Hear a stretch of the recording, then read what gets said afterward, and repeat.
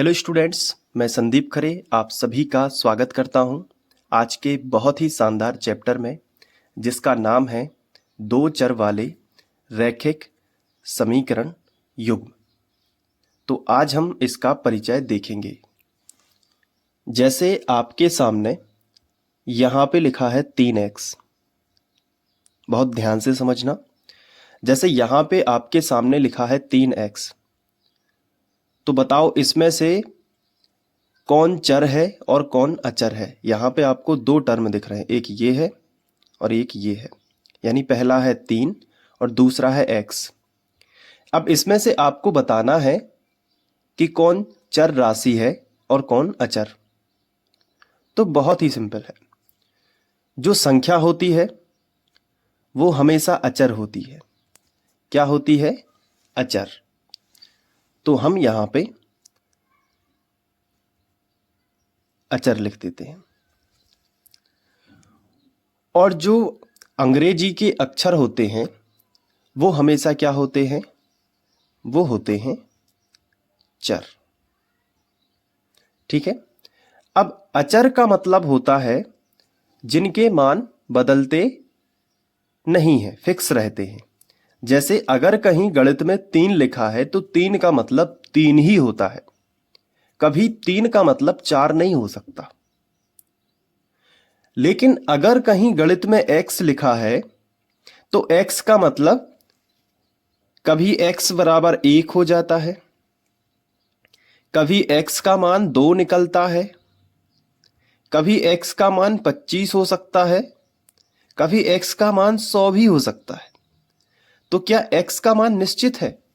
नहीं, x तो बदलने वाली चीज है। x कभी भी निश्चित नहीं हो सकता। आप ये नहीं कह सकते कि चलो आज से x बराबर 1 होगा। नहीं, ऐसा नहीं कह सकते। अगर आप ये बोल दो कि चलो आज से x बराबर 1 ही माना जाएगा तो वो फिर बदलेगा नहीं कभी। और जो बदलता नहीं है वो अचर कहलाता है। चर का मतलब होता है चलते रहना, यानी बदलते रहना। चर का मतलब क्या होता है? चलने वाला, जो वेरिएबल हो। और अचर मतलब जो चलता नहीं है, यानी निश्चित हो जो। तो x के मान तो बदलते रहते हैं, इसलिए x क्या है? एक चलने वाला है, यानी चर है। समझ में आ गया? तो अकेला x ही नहीं, और भी हो सकता है, जैसे y, z। अंग्रेजी के बहुत सारे अक्षर जैसे p, q, r, s कभी दिया रहता है। ये सारे के सारे क्या है? चर हैं। और जितनी भी संख्याएं हैं वो सब क्या होती हैं? वो सब अचर होती हैं। एक और एग्जाम्पल लेते हैं। जैसे आपके सामने यहां पे लिखा 3x + 4। अब बताओ इसमें से अगर मैं आपसे पूछूं कि बताओ चर और अचर अलग करो, तो तुम कहोगे कि जो संख्या है, जैसे 3 है और 4 है, ये अचर हैं। और जो x है वो क्या है? वो चर है। x क्या है? चर। और जो संख्याएं हैं वो क्या है? अचर। बहुत बढ़िया। अब देखो यहां पे चर और अचर के मेल से यहां पे एक हमने बॉक्स बना लिया कि ये जो संख्या लिखी थी 3x - 4, इसमें चर और अचर दोनों हैं, क्योंकि 3 क्या है? एक अचर है। तो इस बॉक्स को हमने यहां पे एक बॉक्स बनाया और इसे कहते हैं बहुपद। क्या कह देते हैं? बहुपद। लेकिन अगर इसमें हमने बराबर का चिन्ह ले लिया और बराबर के उस तरफ कोई भी संख्या लिख दी, जैसे 3x - 4, यही संख्या ले ली और बराबर में हमने ले लिया 0। चलो 0 ले लेते हैं। तो ये जो है ये अब बहुपद नहीं रहा। क्यों नहीं रहा? क्योंकि इसमें बराबर आ गया। तो इसे क्या कहेंगे? तो इसे हम समीकरण कहने लगेंगे। क्या कहने लगेंगे? समीकरण। तो अगर चर और अचर के मेल में बराबर आ जाता है तो वो समीकरण कहलाता है। तो बहुपद और समीकरण में क्या अंतर है? सिर्फ एक बराबर का। जैसे यहां पे लिखा है 9x - 3। तो अभी ये क्या है बताओ? बिल्कुल सरल है, अभी ये बहुपद है। और अगर हमने ऐसा लिख दिया कि 9x धन 3 बराबर 0, तो ये क्या है? ये समीकरण है। आ गया समझ में? धीरे धीरे पूरा चैप्टर समझ में आने लगेगा, बस ध्यान से देखते जाना। और देखो, अब तुम्हारे दिमाग में एक क्वेश्चन आ गया होगा कि बराबर में 0 होगा तभी समीकरण माना जाएगा क्या? आंसर है नहीं। जैसे हमने यहां पे एक चीज लिखी 9x धन 3, अगर ऐसा होता, ध्यान से समझना, 9x और ये जो प्लस का 3 है इसको इस तरफ ले जा रहे हैं तो माइनस का हो जाएगा, तो बीच में आएगा बराबर और ये -3। तो ये भी क्या है? एक समीकरण है। ये भी क्या है? एक समीकरण है। क्यों है समीकरण? क्योंकि इसमें बराबर का चिन्ह है। ये बहुपद क्यों है? क्योंकि इसमें बराबर का चिन्ह नहीं। क्लियर हो रहा है कि नहीं? ये अब बहुपद तो है, ये क्या है? बहुपद है, क्योंकि इसमें बराबर का चिन्ह नहीं है, तो ये क्या है? एक बहुपद है। लेकिन कौन सा बहुपद है? कौन सा बहुपद है? बहुत सरल है। इसमें देखो, ये x क्या है? एक चर राशि है। चर के ऊपर घात कितने की है? कोई भी घात नहीं लगी है तो 1 की घात मानी जाती है। तो 1 की घात वाला कहलाता है रैखिक। 1 की घात वाला क्या कहलाता है? रैखिक बहुपद। आया समझ में? बिल्कुल सरल है। 1 की घात वाला क्या कहलाता है? रैखिक बहुपद। अब जैसे यहां पे ऐसा लिखा होता, अब ये रैखिक बहुपद तो है लेकिन इसमें केवल एक ही चर है, तो इसको ऐसे बोल सकते हैं एक चर वाला रैखिक बहुपद, ऐसे भी तो बोल सकते हैं। अब जैसे यहां पे आओ, ये भी तो रैखिक है क्योंकि इसमें चर की घात 1 ही है। समझना ध्यान से, ये भी क्या है? रैखिक है, तो ये कहलाता है रैखिक समीकरण। जैसे ये रैखिक बहुपद है वैसे ही ये क्या कहलाएगा? रैखिक समीकरण। क्लियर हुआ? बिल्कुल। अब इसमें एक चर है, एक ही चर है ना x, अगर एक और होता तो भाई, जैसे यहां पे समझो, जैसे मैंने यहां पे एक एग्जाम्पल लिया 3x धन 2y, ठीक है, और +5। तो बताओ, सबसे पहले ये बताओ कि ये बहुपद है कि समीकरण है? तो आंसर है ये बहुपद है। क्यों है बहुपद? क्योंकि इसमें बराबर का चिन्ह नहीं है। चलो बताओ, इस बहुपद में कितने चर हैं? कितने चर हैं? चर मतलब एक्स वाई। कितने हैं? 2 है ना, एक ये है चर, एक ये है चर। तो इसे बोलते हैं 2 चर वाला बहुपद। 2 चर वाला बहुपद। आया समझ में कि नहीं? क्योंकि इसमें 2 प्रकार का चर है, एक x प्रकार का और एक y प्रकार का। अलग अलग प्रकार का होना चाहिए, x और x नहीं माना जाएगा, x और दूसरे प्रकार का y। तो ये 2 चर वाला क्या है? बहुपद है। अगर इसी को हम ऐसे लिखें 3x धन 2y, बीच में बराबर का चिन्ह लगा दें, और ये जो 5 इसमें इस तरफ था इसको इस तरफ ले आए, -5 हो गया। तो ये क्या बन गया? आप कहोगे सर इसमें बराबर आ गया तो ये समीकरण बन गया। क्या बन गया? समीकरण बन गया। लेकिन कौन सा समीकरण? बहुत सिंपल है। तुम कहोगे इसमें 2 चर हैं, एक x प्रकार का एक y प्रकार का, तो तुम कहोगे सर ये समीकरण बना 2 चर वाला, और दोनों चरों पर 1 की घात है इसलिए रैखिक है। तो ये बना 2 चर वाला रैखिक समीकरण। तो अब आया समझ में कि जो 2 चर वाला रैखिक समीकरण होता है, 2 चर वाला रैखिक समीकरण वो कैसे दिखता है? इस तरीके से। अब बताना, बहुत ध्यान से समझते जाओ, बस समझते जाओ पूरा अध्याय क्या है, थीम क्या है, परिचय से ही सब कुछ समझ में आ जाएगा। धीरे धीरे आएगा लेकिन, ठीक है, क्योंकि आप पहली बार ये पढ़ रहे हो तो इसलिए धीरे धीरे समझ में आएगा। अब यहां देखो, जैसे लिखा है 9x धन 3y बराबर 0। बताओ ये क्या है? तो तुम सबसे पहले दिमाग लगाओगे कि इसमें बराबर है, तो निश्चित है कि ये एक समीकरण है। बराबर लगा है तो निश्चित है कि ये क्या है, एक समीकरण है। लेकिन कौन सा? पर दूसरा जवाब आएगा कि दो चर हैं इसमें, एक x प्रकार का और एक y प्रकार का। तो तुम फिर दूसरा जवाब आएगा कि दो चर वाला है ये, और दोनों चरों पर एक की घात है कम से कम। तो एक की घात को क्या कहते हो? रैखिक कहते हो ना। तो दो चर वाला है और रैखिक समीकरण है ये। क्या है बताओ?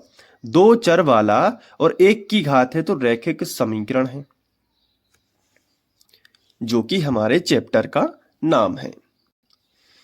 अब ध्यान से देखते जाना, जैसा यहां पे मैंने लिखा 6x धन 3 बराबर 0। बताओ ये क्या है? तो इसमें देखो एक ही प्रकार का चर है, केवल x, y तो है नहीं कहीं, z तो है नहीं कहीं। तो इसमें एक ही प्रकार का चर है, इसलिए ये क्या होगा? एक चर वाला। एक ही चर है ना, तो एक चर वाला। और चर पर कितने की घात है? एक की घात है ना, तो रैखिक समीकरण है ये। तो ये है एक चर वाला रैखिक समीकरण। समझ में आया? अगर एक चर हो और उसके ऊपर एक की घात हो तो वो पूरा समीकरण कहलाता है एक चर वाला रैखिक समीकरण। अब जैसे आपके सामने मैं दो समीकरण लिखता हूं, यहां पे लिखा 2x धन 3y बराबर -2। अब ये बताओ कि ये क्या है? तुम कहोगे सर ये दो चर वाला, अब पूरा बोलोगे, दो चर वाला और एक एक की घात दोनों के पास है तो रैखिक हो गया। तो ये दो चर वाला रैखिक समीकरण है। क्या है ये? दो चर वाला रैखिक समीकरण। लेकिन क्या ये इसका मानक रूप है? अब आप सोच रहे होंगे कि ये मानक रूप क्या है। मानक रूप आपको अभी आएगा समझ में।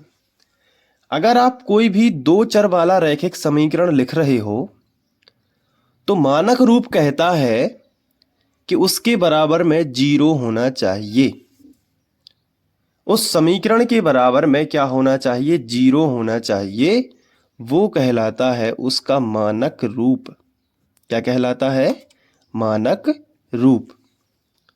तो बताओ इसके बराबर में 0 है क्या? तुम कहोगे नहीं है सर, इसके बराबर में तो -2 है। तो ये दो चर वाला रैखिक समीकरण तो है, ये दो चर वाला रैखिक समीकरण तो है, लेकिन ये मानक रूप में नहीं है। तो अब तुम्हारे दिमाग में क्वेश्चन आएगा कि क्या इसे मानक रूप में बना सकते हैं? तो इसका जवाब है हाँ। कैसे? बराबर में 0 करके। अब कैसे होगा बराबर में 0? बिल्कुल सरल है। बराबर के इस तरफ जो भी संख्या लिखी हो उसका इस तरफ पक्षांतर कर दो। किस तरफ? इस तरफ। देखो कैसे होगा, बहुत ध्यान से समझना। 2x लिखा ज्यों का त्यों, प्लस लगा है तो प्लस लगा लिया। 3y लिखा है तो 3y लिख लिया। फिर हमें बराबर का चिन्ह नहीं लगाना है अभी। क्यों? क्योंकि इस तरफ वाली संख्या इस तरफ लेके आ रहे हैं। तो ये -2 जो था, जब भी बराबर के इस तरफ ट्रांसफर करोगे तो +2 हो जाएगा, तो +2। अब बराबर के इस तरफ कुछ भी नहीं बचा तो 0 लिख सकते। तो ये है दो चर वाला रैखिक समीकरण अपने मानक रूप में।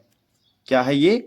इसमें देखो एक चर ये है और एक चर ये है, दोनों पर एक एक की घात है तो रैखिक हो गया, दो चर वाला हो गया।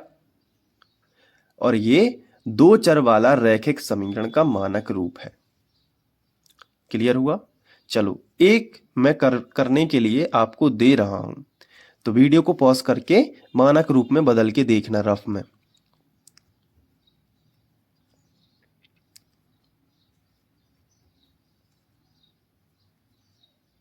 चलो इसको बदलो। ये दो चर वाला रैखिक समीकरण है लेकिन अपने मानक रूप में नहीं है, इसको मानक रूप में बदलो। ठीक है, बदल लिया। अब मैं बता देता हूं। मानक रूप में बदलना है तो बराबर में क्या आना चाहिए? 0। अभी बराबर में क्या है? 6, तो 6 का ट्रांसफर कर लो, तो 4x माइनस 2y। ये तो ज्यों का त्यों लिखना है। और ये देखो ये 6 है, इसके आगे कोई भी चिन्ह नहीं है तो ये प्लस का है, और प्लस की संख्या बराबर के इस तरफ ले जाओगे तो माइनस की 6 हो जाएगी, तो बराबर में क्या आएगा? 0। अब ये है दो चर वाला रैखिक समीकरण अपने मानक रूप में।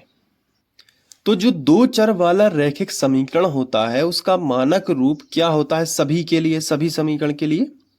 देखो ये होता है ax प्लस by। ये कई बार एग्जाम में पूछा गया है, ऑब्जेक्टिव टाइप क्वेश्चन में, फिल इन द ब्लैंक्स में।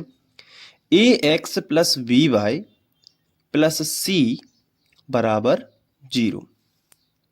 ये है दो चर वाला रैखिक समीकरण का मानक रूप, और इसको आप कहीं भी लिख लेना अपने रजिस्टर में। अब आपको ये समझ में नहीं आया होगा कि ये क्या लिख दिया मैंने। ये असल में यही लिखा है, ये असल में यही लिखा है। और भी जितने समीकरण हम बना सकते हैं उन सब का ये बताया गया है कि वो रहेंगे इसी फॉर्म में। मतलब कोई x रहेगा, कोई y रहेगा, x के आगे कोई संख्या होगी जो कि a कहलाएगी, y के आगे कोई संख्या होगी जो कि b कहलाएगी, और कोई अचर पद होगा जो कि c कहलाएगा। जैसे इससे कंपैरिजन करके देखो इसका। देखो कोई x है, बिल्कुल है। x के आगे यहां पे क्या है? a है। यहां पे देखो x के आगे क्या है? 2 है। तो a का मान कितना हो गया? 2। आया समझ में? यहां देखो मानक रूप कहता है कि कोई y होगा और y के आगे भी कोई संख्या होगी। यहां देखो y है, y के आगे कोई भी संख्या हो सकती है, जैसा आपका समीकरण होगा।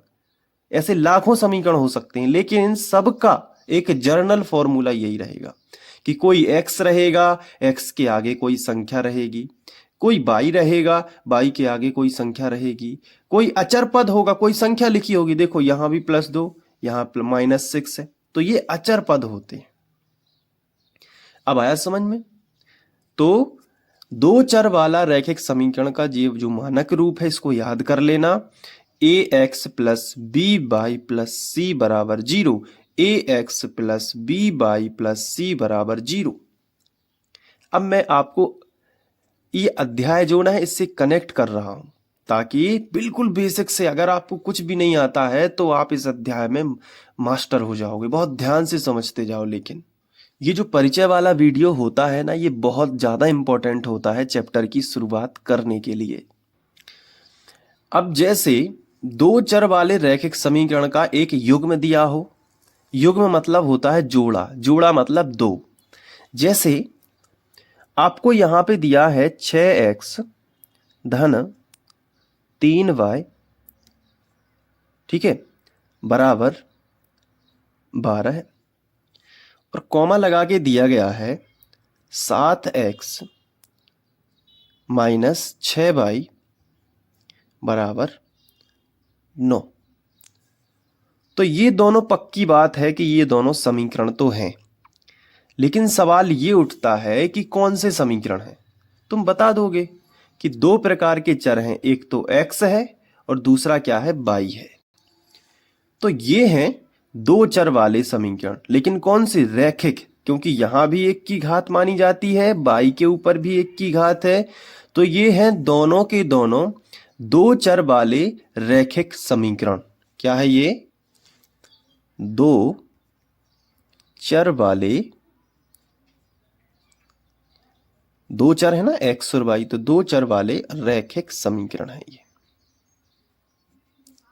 लेकिन ध्यान दो, क्या ये अपने मानक रूप में है?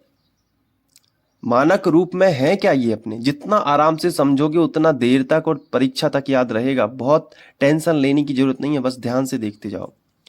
क्या ये अपने मानक रूप में है? तो आंसर है नहीं। क्या ये अपने मानक रूप में है? तो आंसर है नहीं। क्यों नहीं है ये अपने मानक रूप में? क्योंकि इनके बराबर में जीरो नहीं है। क्योंकि इनके बराबर में जीरो नहीं है। तो क्या तुम इसे मानक रूप में बना सकते हो इन दोनों समीकरणों को? बोलोगे यस। कैसे बना सकते हो? इसको बनाओ। तो करोगे 6x धन 3y और ये जो प्लस का 12 है इसमें कोई भी चिन्ह नहीं है तो प्लस का माना जाता है। इसका इस तरफ पक्षांतर करो तो -12 हो जाएगा कि नहीं? और बराबर में क्या बचेगा? जीरो। क्या इसको तुम मानक रूप में बना सकते हो? आंसर है यस। कैसे? 7x - 6y और ये जो प्लस का 9 है इस तरफ आ जाएगा तो माइनस का 9 बराबर जीरो। कितनी अच्छी बात है कि दोनों को हमने मानक रूप में कन्वर्ट कर दिया। तो ऐसे तो लाखों समीकरण हो सकते हैं, लाखों दो चर वाले रैखिक समीकरण का युग्म हो सकता है। तो क्या उनका एक स्टैंडर्ड फॉर्मूला नहीं होगा? मानक रूप हो सकता है। वैसे मानक रूप में तो आप बना ही लोगे, आपको कोई भी समीकरण दे दिया जाएगा आप उसे मानक रूप में बना लोगे। बस वो दो चर वाला रैखिक समीकरण होना चाहिए, जैसे कि ये है। तो इनका जो मानक रूप है वो कैसे रिप्रेजेंट हो सकता है? बहुत सिंपल है। जैसे युग्म दिया हो तो हमारा होता तो वही है ax plus by plus c बराबर जीरो। यहां भी वही होगा ax plus by plus c बराबर जीरो। इन समीकरणों के मानक रूप। लेकिन दो समीकरण साथ में दिए हों तो उनके मानक रूप हम ऐसे लिखते हैं, इसमें 1 1 लगा देते हैं, जैसे a1 b1 c1 और इसमें 2 2 लगा देते हैं, a2 v2 c2। तो ये हो जाता है a1x plus b1y plus c1 बराबर जीरो। और दूसरा समीकरण हो जाएगा a2x plus b2y plus c2 बराबर जीरो। तो इससे क्या होगा? इससे बहुत सिंपल है, तुम a1 b1 और c1 और a2 b2 c2 के मान निकाल पाओगे, जो कि अभी बताना उचित नहीं है। नेक्स्ट वीडियो लेक्चर में बताएंगे, जहां पे हम इसका परिचय 2 देखेंगे। लेक्चर 2 है और परिचय बहुत इंपॉर्टेंट है, इसको बिल्कुल भी मिस मत करना। अभी तो मैं तुम्हें कुछ होमवर्क दे रहा हूं, उसको जरूर करना। मैं तुम्हें रैखिक दो चर वाले रैखिक समीकरण के युग्म दे रहा हूं। जैसे पहला हम होमवर्क में दे रहे हैं, इनको तुम मानक रूप में बदल के देखना। जैसे पहला मैं दे रहा हूं 6x धन 4y बराबर 2, ये तुम्हारा समीकरण 1 कहलाता है। और 9x - 2y बराबर -6, ये हम समीकरण 2 मानते हैं। इसको तुम्हें बनाना है मानक रूप में, इसके सामने बना के देखना, होमवर्क है ये तुम्हारा। और दूसरा है 13x - 4y बराबर -3 और 6x प्लस 2y बराबर 8, ये तुम्हारा समीकरण 1 है और ये तुम्हारा समीकरण 2 है। इन्हें मानक रूप में बनाना है, मतलब इनके बराबर में जीरो लाना है। बहुत बेसिक से हम लोग करेंगे, टेंशन लेने की जरूरत नहीं है। अगर तुम्हें हमारी बात समझ में आ रही है, जो मैं समझा रहा हूँ वो समझ में आ रहा है, तो बस जुड़े रहो, धीरे धीरे सब बनने लगेगा। होमवर्क लिखो फटाफट। ये है 7x प्लस 4y बराबर -3 और 9x - 3y बराबर 12, ये है अपना समीकरण 1 और ये है समीकरण 2। मैंने किस तरीके से गणित सीखी थी? मैंने इसी तरीके से सीखी थी, प्रैक्टिस कर करके। आप भी करोगे, डायरेक्ट नहीं सीखो, डायरेक्ट सीखने से कुछ नहीं आएगा दिमाग में, सिर्फ रटोगे। अभी मैं जो प्रैक्टिस करवा रहा हूँ बस इसको करते जाओ।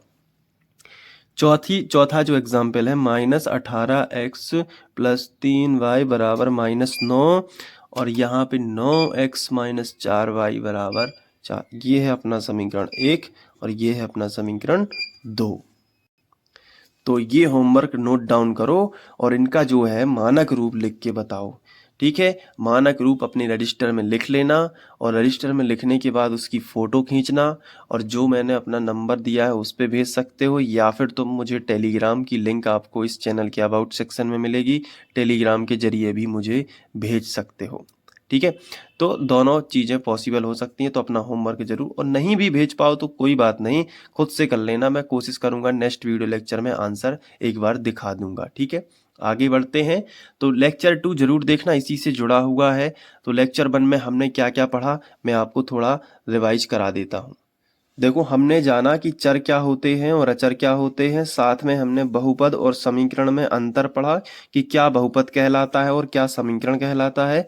इसके साथ साथ हमने जाना कि रैखिक समीकरण होता क्या है। उसके बाद हमने जाना कि दो चर वाला रैखिक समीकरण कैसे बनता है और दो चर वाला बहुपद कैसे बनता है। और उसके बाद हमने दो चर वाले रैखिक समीकरण, जो कि हमारे चैप्टर का नाम है, उस पर काफी ज्यादा अच्छी प्रैक्टिस करी। तो ये था बहुत ही बारीकी से समझना। अब लेक्चर 2 में भी हम A1 A2 और B1 B2 ग्राफ वगैरह अच्छे से समझ लेंगे। तो मिलते हैं नेक्स्ट वीडियो लेक्चर में। और सारे वीडियोस देखने के लिए आप प्लेलिस्ट जरूर चेक करना, डिस्क्रिप्शन में लिंक दी गई है। तो चलिए मिलते हैं नेक्स्ट वीडियो में। Thank you.